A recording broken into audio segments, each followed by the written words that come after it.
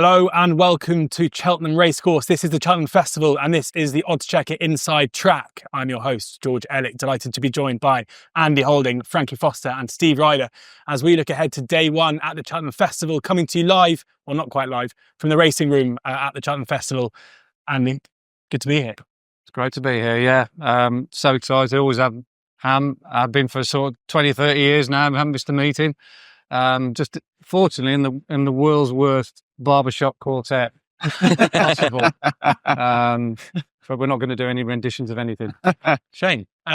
This show is sponsored by Betfred, and Frankie, you are Betfred ambassador, and the guys at Betfred have a brilliant sign-up offer for those watching who haven't yet got an account.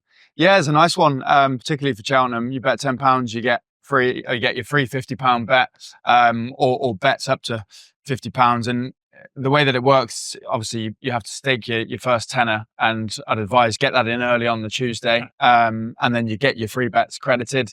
And it works that you get a couple in multiples and a couple in singles, which I think is quite fun for the week. You know, there's so many races to go out this week, and those that you fancy that are slightly shorter, get your singles on and have fun with a couple of the multiples. So yeah, get signed up, place your £10 bet, and then £50 in free bets will be credited once that's been settled. Brilliant. And offers on every single race of the day. Offers may vary, and we'll go through those as we go through the card.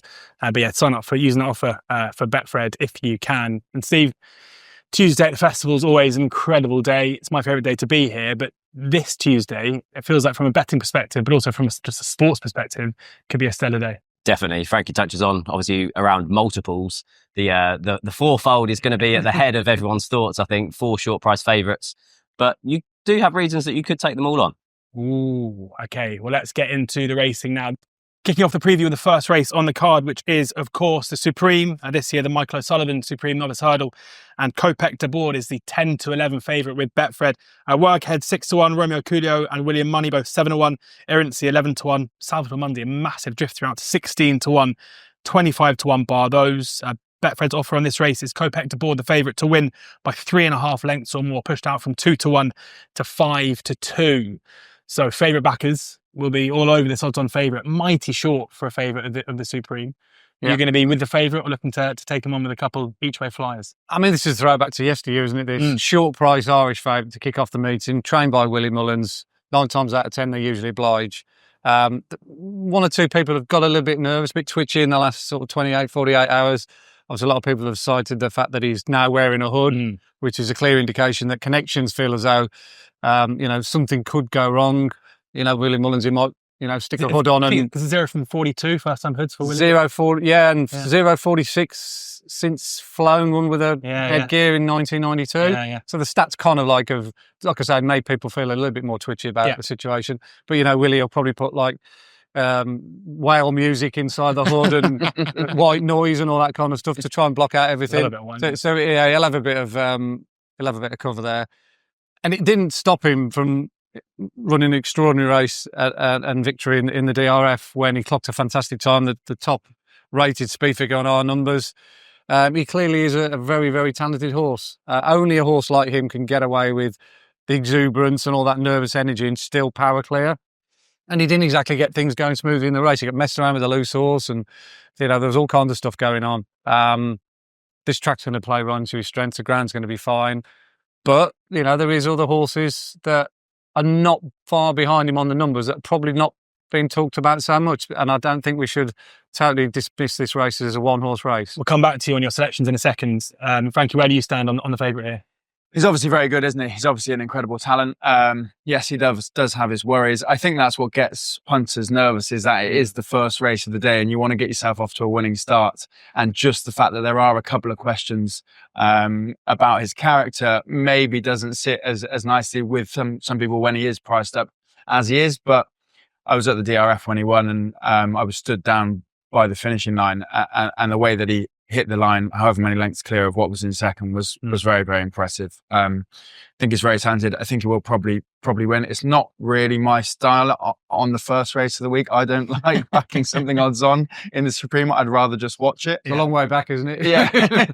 Yeah. It doesn't sit quite right with me. But I'm not totally against backing him at a slightly nice price to win by a couple of lengths, because I think a lot of people might agree he either wins really, really well or something maybe goes wrong for him. So I don't think that's the worst bet in the world. And You talk about other horses. Romeo Coolio is one I've been quite a fan of for a while, and I think he fits a nice profile of a bit of a safer bet in the sense that he will hopefully stick out the task, and even if he's not quite good enough to win, you could see him finishing strongly as well. So I don't think he's the worst each way bet to get in the frame. And Steve, it's fair to say, you can accept that Kopek de Board is the likeliest winner and the best horse in the race without wanting to necessarily back him at the odds-on price that he is. How are you looking to play the first? I'll actually back. He's in the fourfold. Yeah, I was going to say I have backed the fourfold. Have you? Yeah, so I'll have that, and I'll also have Workhead running for me each way as well. With Kopek de Board, his jumping, it just improved so much from Christmas to the Dublin Racing Festival. Paul Townend being on board instead of Patrick Mullins probably was a help with regards to that. The fact that he managed to be keen to post, a bit rambunctious in the preliminaries, and still win at the Dublin Racing Festival in that style probably actually is a positive. The hood should be fine. I know you've obviously read out the stats with regards to that, but Mystical Power obviously finished second in the first time hood. Gaelic Warrior had a hood on when he won the Arkle. So actually, I wouldn't have that as too much of a negative for me. I thought Workhead was really solid. He obviously won a point to point, was off for a long time before finishing third to Jasmine DeVoe in a maiden hurdle. He just blew up that day, travelled well into the race, but actually just needed that run after 600 odd days off the track. They changed tactics. He was then prominent, made the running next time, and was a really impressive winner that day. He had William Money in behind. I think Jacob's Ladder was in behind as well. They've both gone on to win listed and graded novice hurdles. And I thought he was probably the each way bet against it. So each way bet there, Workhead for Steve, 6-1. Andy, I know that you have your doubts about that run with William Money in behind, but think that William Money stepped up in the 2 runs since then. Certainly based on the numbers. Yeah. Funny enough, they both ran the same car, Work Ahead and Kopek de Board were you can compare them like for like, and there wasn't a great deal between them. So wouldn't necessarily at that stage be in a rush to back Work Ahead for the Supreme. Subsequent events have said that maybe that we need to have a look at that form a little bit more closely with William Money, obviously going on to be very impressive. So much so that he's now put himself right in the conversation with regards to speed figures. I mean, he's bang up there with Romeo Coolio, just in behind Kopek de Board. It's quite an extraordinary performance by William Money this day. Went a right gallop at Punchestown.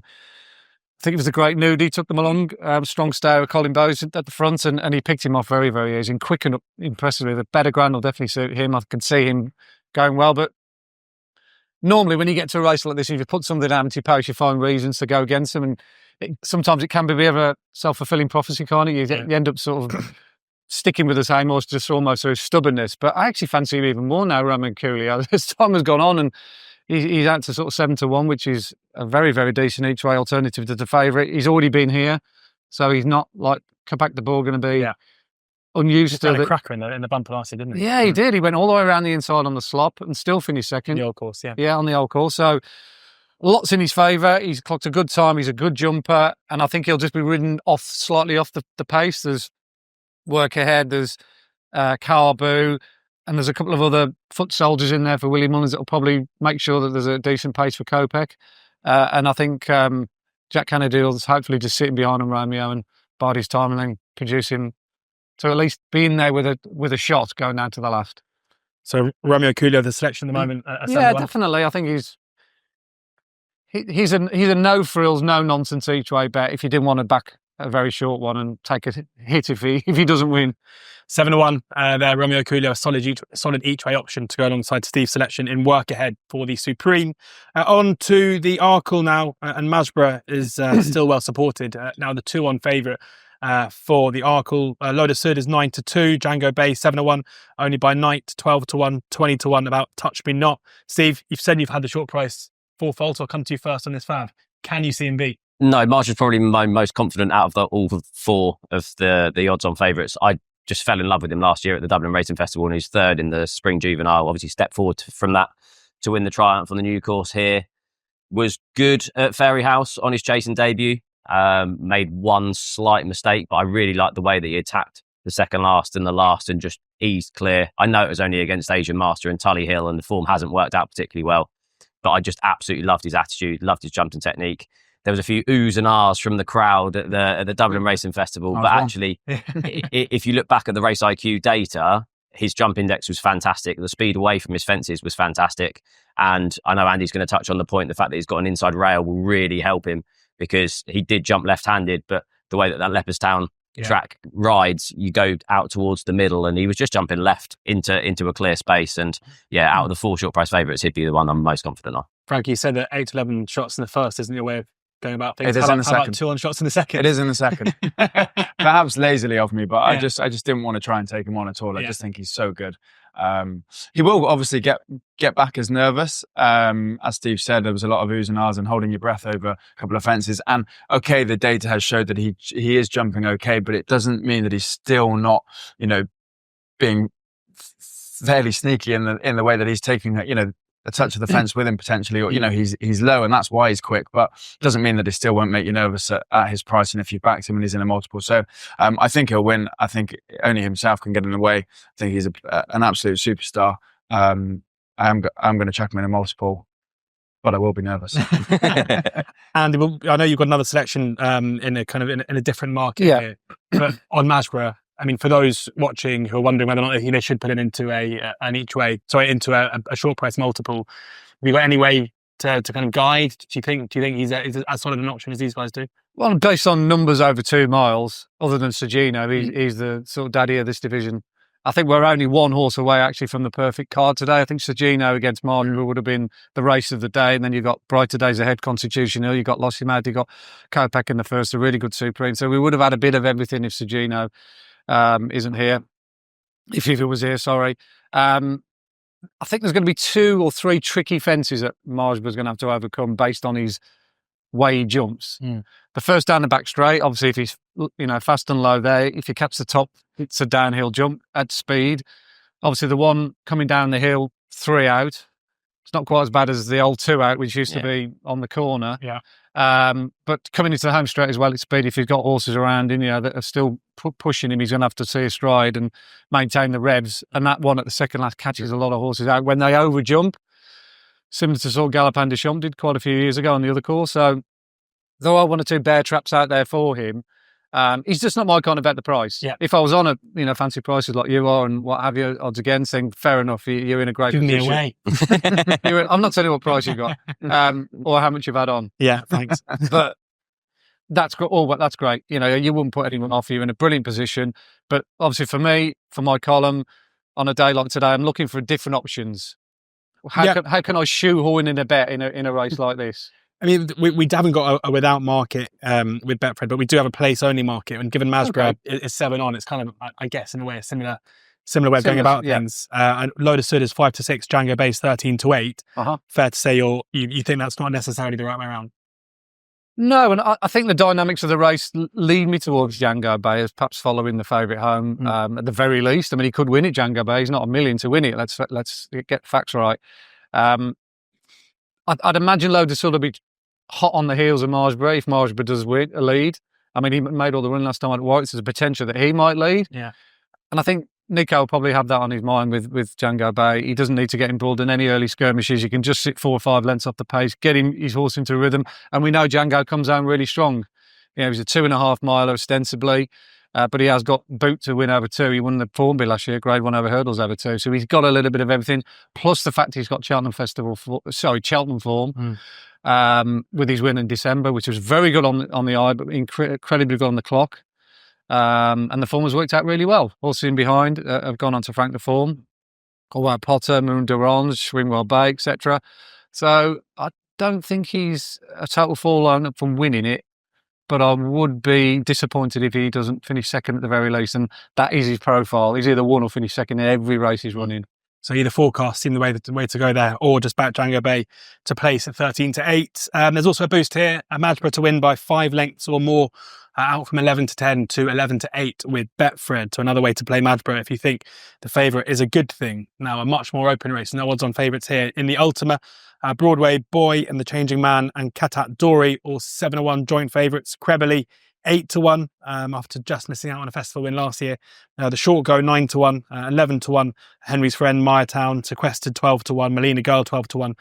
This is the Ultima. It's a race that rarely goes to the Irish. Frankie, is that a kind of trend that you think would put you off backing any Irish horses here? I wouldn't necessarily put me off. I mean, it seems like there's a little reason for it to be so stark in terms of the. I guess maybe it fits in nicely with our calendar here, and it's that kind of race. Once you start bringing up those stats, maybe trainers tend to lean towards it, thinking this is the one that we might have a chance in. It wouldn't put me off. No, if you fancy one, you fancy one. But there's a couple in here. The Changing Man, I backed him on his last 4 runs. He's been like my horse for the season, and I was as much in despair as I think Joe Tizard was every time he kept getting done by Vinicius Williams in those handicaps. But he's progressed nicely, hasn't he? And I don't think the handicap has been too harsh on him. He was good at Ascot last time out. I know there was a couple of horses that fell in the race and maybe made him look better than he was. But he travels well, he jumps well. He's quite neat and tidy. I think he's quite solid. Do also like the Short Go. He was second here in October or November. I think it was October. Behind Senior Chief. Broadway Boy was in the race. He took quite a heavy fall next time out, which is on one hand a bit of a worry, just on a confidence perspective, but potentially has left him slightly better handicap than he might have been if he'd ran really, really well in that. I think he'll run well, the Short Go. I think he's a decent each way bet, course form against some nice horses, and it's pretty uncomplicated. So he'd be my selection. And I'll just be cheering the Changing Man home, as he's been a good horse for me this year. So the Short Go trying to buck that trend, trained by Henry de Bromheads, ridden by Rachel Blackmore, 9-1, and Betfred also paying 6 places, so an extra place or 2 for the Ultima. I think if you're getting 6 places, you're siding with horses that have ran well here before. It's not a bad way to go for an each way bet. You want something that's done well at the track and is reasonably well handicapped, and you'd hope you'd be in the first 6, wouldn't you? It doesn't always work like that. No, it doesn't. Andy, what's your horse to back each way here?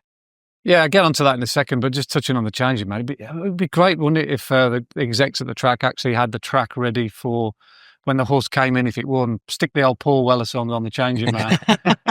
It's got to think in advance. You've got to think of these things, haven't you? We can get you a mic if you want. You can stand up there. Yeah, they did a DJ just to flip it. We had he's got a bit of Copacabana on. Exactly, yeah. Copacabana, that wins in the bumper when that comes in. You get the crowd singing. This is what brings crowds together now. A music director at Cheltenham Racecourse. I know, yeah. Missed my vacation. Getting on to the race in all seriousness. Not a race I'm mad keen on this year. Normally, the odd 1 or 2 stand out. Second season, obviously, is have a great record. The Irish don't, but we're definitely due one. I'll try and put my finger on those stats because they're just blurted out every year, and you think there's got to be a reason why Irish horses don't do well in it. Or will it just be the case that suddenly 6 winners? Is it completely random? Yeah. Is it a random stat? And I'm trying to sort of think deep into it.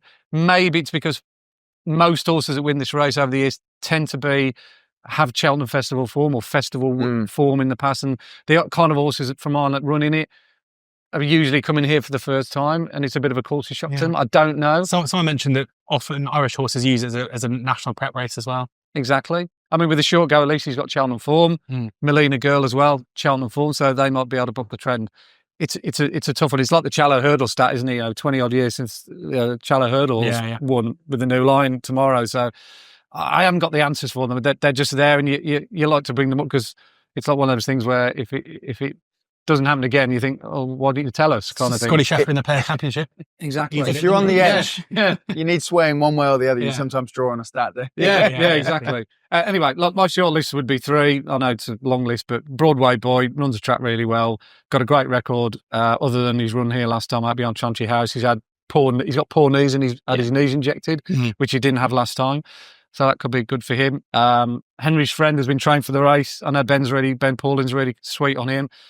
He ran him in last year's Reynoldsdown, had such a bruising encounter that day that he left his run behind in the national chase, but they've deliberately kept him fresh this time after winning at Newbury, and he would have gone close in the old Hennessy had he not walked through one down the back. And you've got to have Lucinda Russell on your mind. She's got 2 in it, Myertown and the Whistle Stop Tour, who won over 3 miles of time before air, then had a sighter on Trials Day in the 2.5 mile race where it was just ridden with a view to coming here. And Corrick Ramble won it 2 years in a row for the connections. So I think that'll run okay. But I haven't had a bet in the race yet. I haven't put anything up on my column, but I suppose if I split my stakes around them, just a couple of quid each. Six places, you know, right? Well, exactly, just have a round of drinks and all those 3 and now the jack comes up. Steve? Yeah, we've touched on a few trends. I'll just go through it. Naught from 46, the Irish are since 2006. Broadway Boy is a horse that I just absolutely love. And the more I went through the trends, the more he ticked. Yeah. He's the right rating of 150. I think all of the winners in recent history are rated between 140 and 151. He ran really well in the Coral Gold Cup. That race itself has provided 5 of the previous 11 winners of the race. I think 7 of the last 10 all ran at Cheltenham already this season.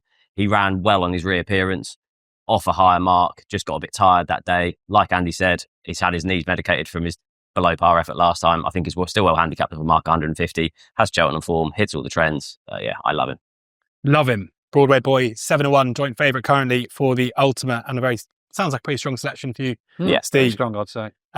On then to the Mares Hurdle, where Lossiemouth is the 4-6 favourite.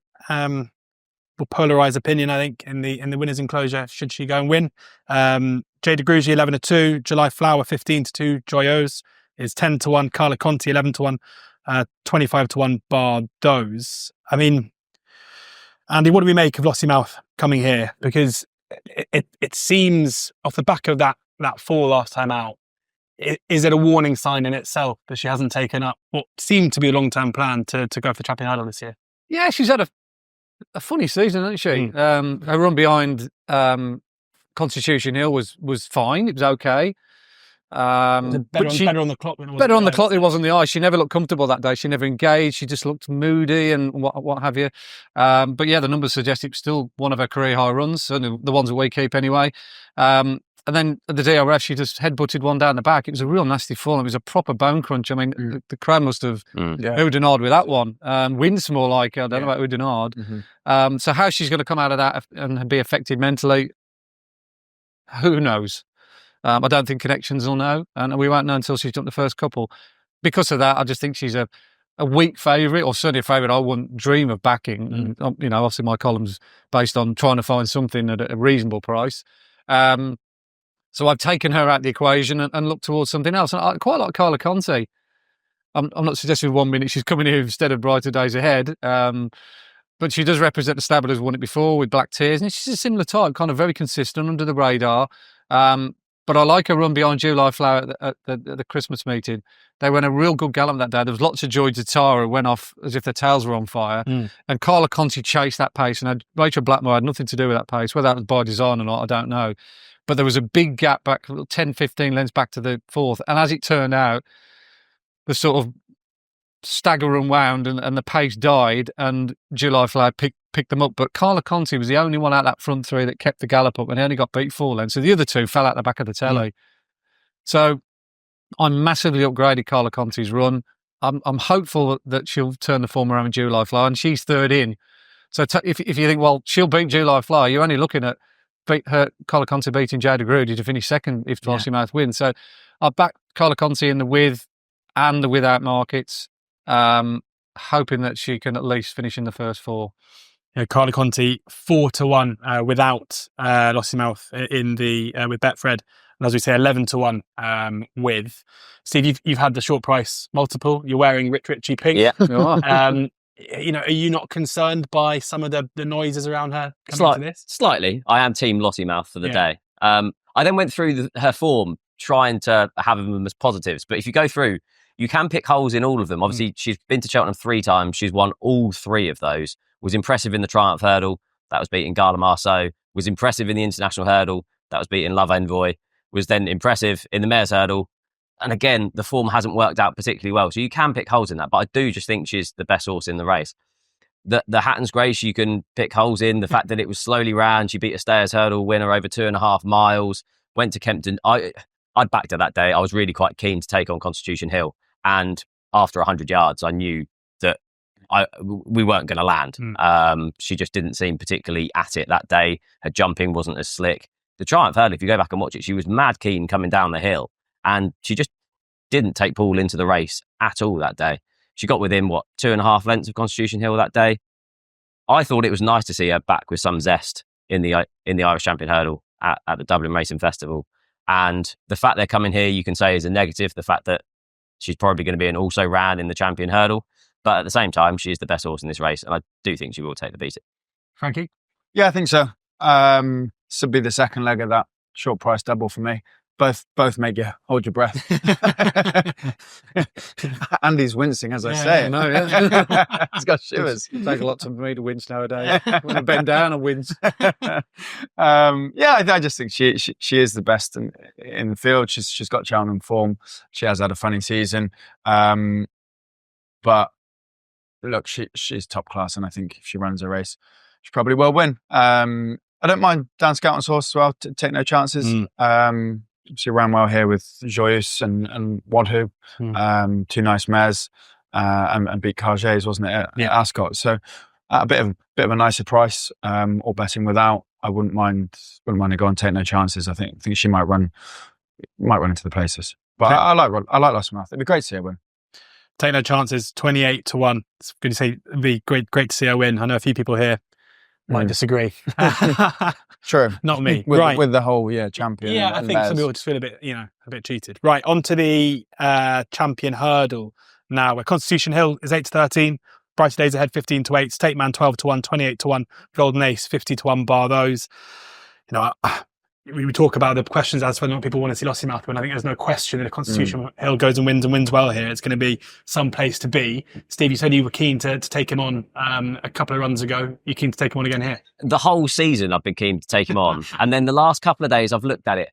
The fact that Lossiemouth isn't running in this, I think, is a huge positive. And that's a really obvious thing to say. But tactically, I thought Nico de Boinville will have to be thinking about Jack Kennedy ahead on Brighter Days Ahead.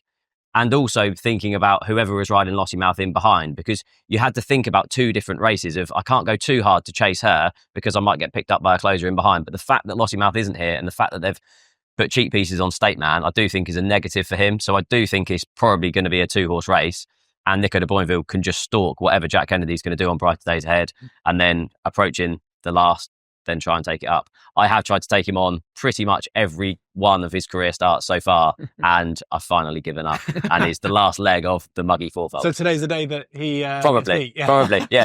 Tim can tell me that my mum. And then people can come and find me. It's always the way. Andy, I think I'm looking forward to this most all the day, and there's no real pressure about having a bet in this race as such. I'm a purist, from just a racing fan. It's just brilliant to be here to see two brilliant horses.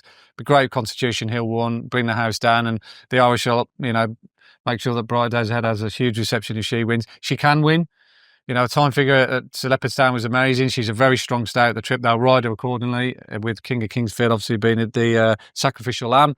And it'll be a test for them too. I think she'll kick on and, try and stretch Constitution, and we'll see how good he really is, because I don't think he's come up against a horse that really genuinely sees it out. One or two horses have folded late on, like John Bonds back in the day, but this mare won't stop. I was going to say, Betfred's offer here, price boost, is Constitution Hill to win by 5 lengths or more, out to 2 to 1. Is there an argument? I spent some time with Aidan Coleman in the last couple of weeks, and he said on John Bonds in the Supreme, he tried to beat Constitution Hill and therefore was beaten 22 lengths.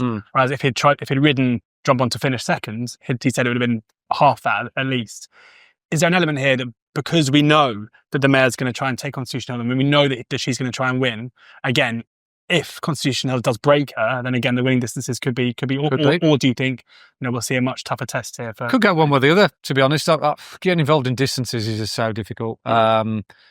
It's hard enough to pick a winner sometimes. I'm trying to work out beyond that. And also sometimes, they ease down. And Exactly, yeah. Look, I just think it'll be a fantastic race. I just think they're too far apart in the market. We've both got similar time figures for both their two best runs of the season, Constitution at Kempton, and Brighter Days Ahead at Leopardstown. And I thought 9 to 4 was a fair price for Brighter Days Ahead in what looks on paper a match. 15 to 8 now, about Brighter Days Ahead in the champion hurdle. Frankie, how do you see it? The beauty of it, not that we know the result of any horse race, we wouldn't be sat here if we did before it ran, but nobody knows the depths of either horse today. They've both looked very impressive, but if they do get into a battle, a real battle, we've only seen Constitution Hill win flashy. We've only seen him win pretty much on the bridle, and when Brighter Days has put in her best performance, again, she was a million miles clear. So what we're all hoping for is they turn home and Nico is stalking and King of Kingsfield drops away and we just do get that 2-horse race, which would be immense to watch. And you mentioned kind of this being the race of the week. I think when Honeysuckle and Constitution Hill both won a couple of years ago, that was like a golden hour of racing. And we've got a brilliant card today, and this closes off, 4 great races we've already spoken about. So that's what I'm hoping for. I'm not too bothered about having a bet in it, which again is probably the beauty of the race being that good that you can just enjoy it. Betfred currently paging you saying, Frankie, what are you saying? yeah. We want to bet in this. Yeah. Well, I have had a bet from a long way. I was one of the Constitution Hill fanboys having a bet when people were talking about him being retired, and I thought, well, I'll have a chance on him coming back. So I'm happy to watch him run. Just get the time machine out. Yeah, I hope he runs well. Like I'd like to see him win. You like to see a champion come back. I like to see Nicky Henderson's horses win, and you like to get one up on the Irish as well. Absolutely. 2 more races on the card, kicking off with formerly the Fred Winter. This year, the Hallgarten and Northern Wines for the Juvenile Handicap Hurdle. Stencil, the 130 favourite. The first thing I did this morning when I woke up was check the prices, and my eyes nearly popped out of my head when I saw Sandy's fault. Yeah, the overnight money for Stencil. Jacob JP back in it. Yeah, he's got a strong hand here. He has. First 3 in the market, all green and gold. He should win. Beyond Your Dreams, 11-2. Put Your Hands Together, 15-2. Total Look, 8-1. Hot Fuss, 9-1. 11-1. Sony Bill and Liam Swagger, 12-1. Bar those. Andy, you've been very keen on Stencil for a while. Yep. Is he now an unbackable price at 130, or would you still be keen? Yeah, that's always a difficult question when you've taken slightly bigger. What price would you go down to? Just, I don't want you to, people watching this. I'd say just about. I've gone on record about East India Doc's form till I'm blue in the face. It's the best juvenile form, not only this season, but for like the last decade. And Stencil's the only one who got anywhere near him. He's a lovely horse as well. And he's got loads of experience. He jumps brilliantly. He's a strong traveller. He almost looks a 5-6-year-old chaser now, but he's not slow. The clock says he's the best horse in the race, and I think he's well handicapped up 135. I'll be shocked. The biggest shock of the day for me is if JP doesn't win this race. Because if he doesn't win it with Stencil, he's got a couple of good foot soldiers with Put Your Hands Together and Beyond Your Dreams have been, let's say, for want of a better word, campaign very interestingly. For a trainer who's got a very good record in the race. Yeah, exactly. They don't mess around at the O'Brien stable. And I think they're quite well in, but they might be up against a better handicapped horse or just a better horse. So JP will win it. Hopefully it's Stencil, because I think I think the East India Doc price will contract even further if he does. Good news for the Lamberbackers, maybe. Maybe a JP TriCast here. Steve, how do you see it? Yeah, we've kind of already touched on it. I really like the Joseph O'Brien trained JP runners. Both of them hit the recent trend. I think when Lark in the Morning won last year, he became the 12th horse to have come here and won after only 3 hurdles runs. Obviously, it's you keep a bet back from the handicap. You only run 3 times, you get your mark and you put away. That's exactly what they've done with Beyond Your Dreams. She wasn't as rated as highly as Put Your Hands Together on the flat, but she really caught my eye with obviously her run. She was second to Total Look. Wendrock was then third that day. I think if you look at what they're running, I think Wendrock's off 136. I think Total Look's off 132. And she gets to run here off 123. So she's definitely well handicapped. They put first-time cheat pieces on her. She jumped poorly at Christmas, but has been off since. So she'll have plenty of schooling. First-time cheat pieces on. I think she'll jump a lot better. And then Put Your Hands Together is actually higher rated on the flat. It's just interesting the fact that Mark Walsh appears to have chosen to ride her rather than his stablemate. Again, caught the eye with his finishing effort last time. Should have won, really, shouldn't he? Let's not beat around the bush. With a view to this. And the fact that they're both available at each way prices and Stencil's now shortened that bit in the market, I'd be with both of those each way. 5 places here for the Fred Winter, about those each way. Beyond Your Dreams, 11-2. Put Your Hands Together, 15-2. Frankie, can you give us anything not in the green and gold? No. It's JP's Fred Winter. I like Stencil. I guess you kind of start with the handicaps trying to look for a price, don't you? You always use those at the top of the market as a bit of a kind of marker for what you can try and get to beat it that might be better well weighted or find, an angle with something. And I just kept coming back to him. I hope he wins for Noel George. They had a crack last year, didn't they, with Milantino? Yeah. Got well backed and it didn't happen for them. But for the same team, I think he's got a better chance than they did last year. Lovely stuff. On to the final race of the cards, the National Hunt Cup, with Haiti Color is the 7-2 favourite, had a transmission at 4-1. Now is the hour 11-2. Resplendent Grey 15-2. Jericho Rock 17-2, 11-1. Bar those. Steve, what's your fancy in the last? So I like both Haiti Color and Transmission. They finished 1-2 in that novice handicap chase over 3 mile, 1.5 furlongs. Here, interestingly, they then both got a handicap mark and they both went back over hurdles last time. So Connections clearly think that they're well handicapped off their current marks. Haiti Color ran really well, finished 3rd at Newbury or Haydock. I think it was Newbury on his next start, back over hurdles. Stayed on well at the finish. This step up and trip should definitely suit him. Transmission, I'd probably just be slightly more keen on.